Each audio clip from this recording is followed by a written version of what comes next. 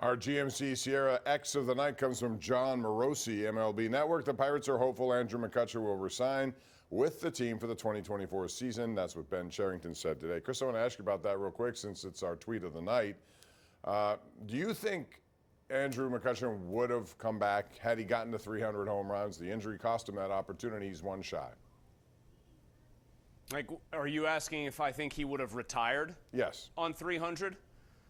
No, I got the sense he wanted to play longer than this past year, and that yeah, the milestone would have been nice to get last year, but I got the sense he wanted to keep playing another year, maybe two, this year and next. So I think he was going to come back no matter what.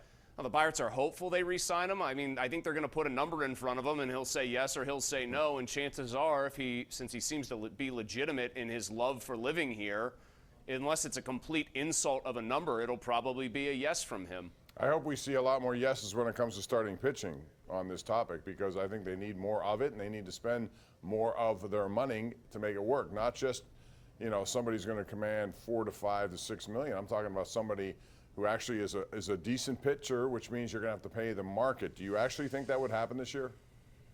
No, I don't have reason to. I would be shocked if they give up a free agent contract that has enough term and enough money that it even exceeds $30 million for the life of the deal.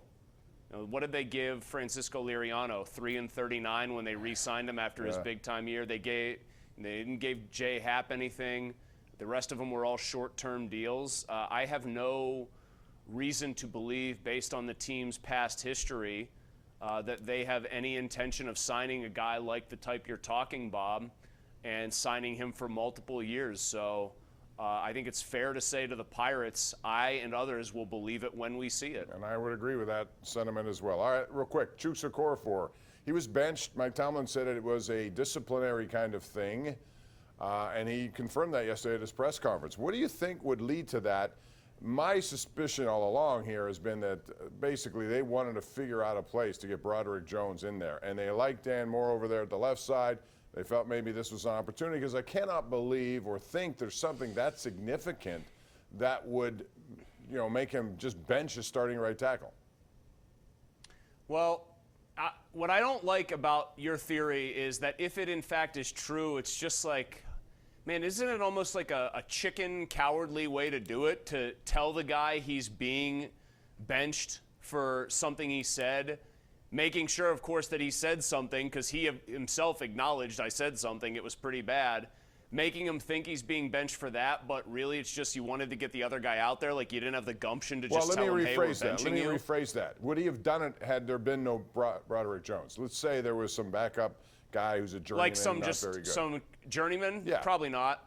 No, probably not. I mean, I do think that two factors are in play here that are completely beside the point of whatever Chooks said. One is that Chooks was merely playing okay at best.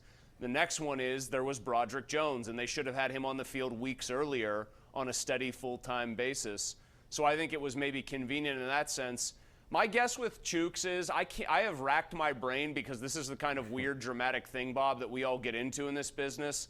I literally cannot think of a thing that he could have said that would have been kept under wraps to this point, that would have gotten him benched, that is not heinous enough that he would have just been cut for it too.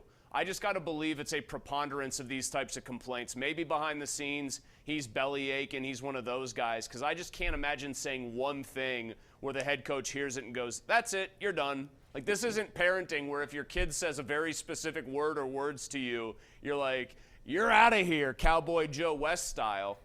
So I can't possibly imagine one thing he could have said that would have done this. The only thing that makes me wonder now is that on the depth chart, it's Broderick Jones or Chuksa Okorafor. So we'll see what this happens this week against Green Bay. Let's go to the lines. A lot of people want to talk. And we will begin with Brad in Penfield. Hello, Brad. How you doing? Hey, guys. How you doing? Good. I just want to let you know I'm a big Steelers fan, and you guys covered everything pretty well the last couple days. I'm going to switch it up to Penn State. Okay. I was watching Drew play Saturday, and it seems like if somebody worked with him, and he's looking at his second and third options out on the field. So with that in mind, and maybe some bigger plays through the game that Franklin will let, do they have a shot? Yes, I think they're going to win, to be honest. That's my thought on this game. It's at home. I think they have, it's time. With all the stuff going on with Michigan, I do think it's prime for something like this. But I will say, to your point about Drew Aller, I don't know that it was him so much. It's easier to look second and third reads when you're playing Maryland, Chris. But I thought also James Franklin was in a situation where he was very, very conservative at Ohio State. And I think that kind of permeated into the feel of that offense that day, especially with the quarterback. I don't think he was willing to take chances down the field, and they didn't call many plays down the field.